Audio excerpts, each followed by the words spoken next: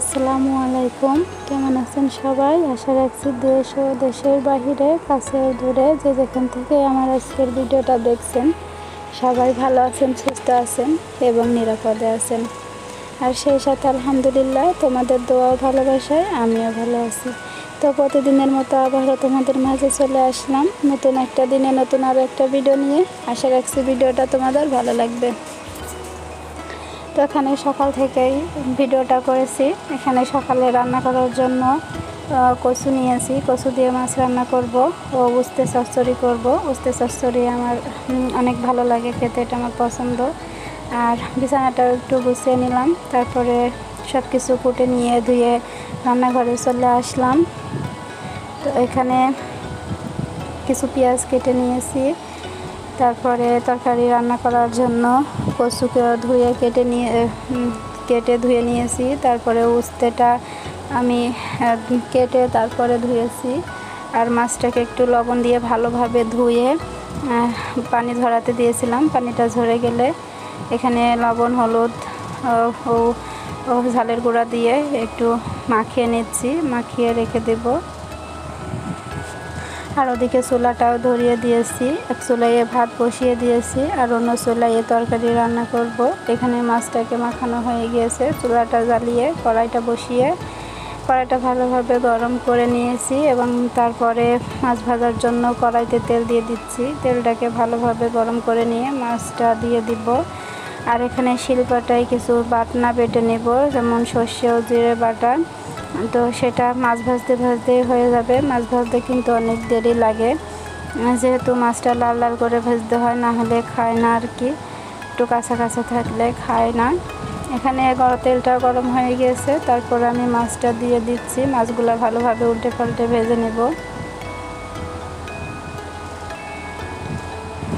এক পিঠ হয়ে গিয়েছে ভাজা, আর অন্য পিঠটা দিয়ে দিচ্ছি, উল্টে দিচ্ছি।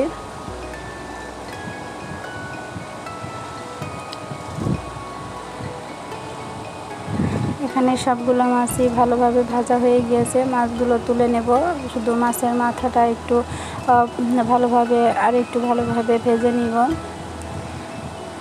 একটা কথা বলি, যে কোনো কাজ শুরু করার আগে বা শুরু থেকে তোমার পাশে যদি কেউ থাকে, তোমাকে সাপোর্ট করার মতো যদি কেউ থাকে, তাহলে সেই কাজটা কিন্তু ভালোভাবে সফল হয় বা জয়ী হয়।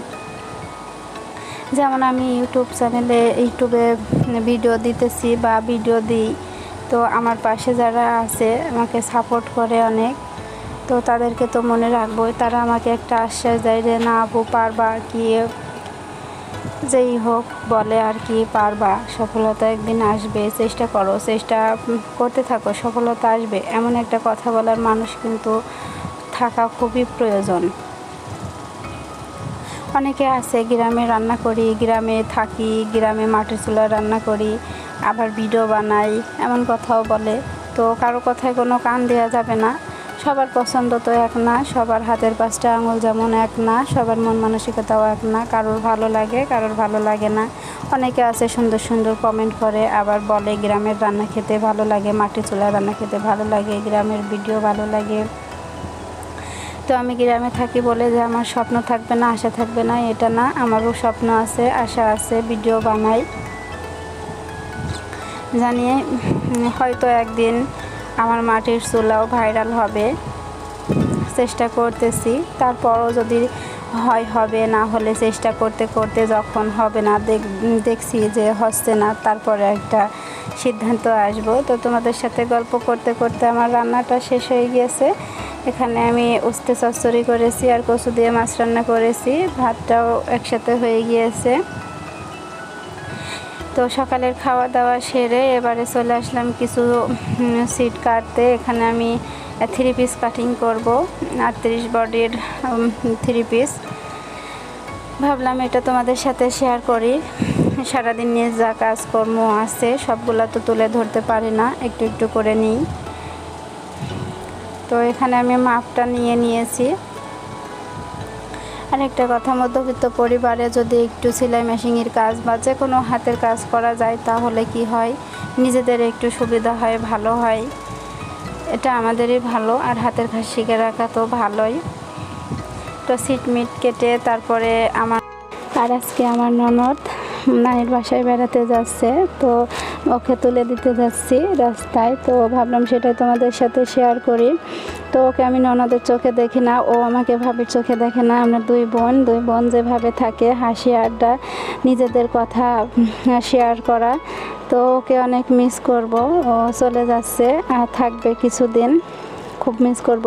আর ইউটিউবে যে ভিডিওর বিষয়, তো ও আমাকে অনেক সাপোর্ট করে, সব সময় সাপোর্ট করে যে ভাবি তুমি চেষ্টা করো, পারবে, আমার সাথে থাকে।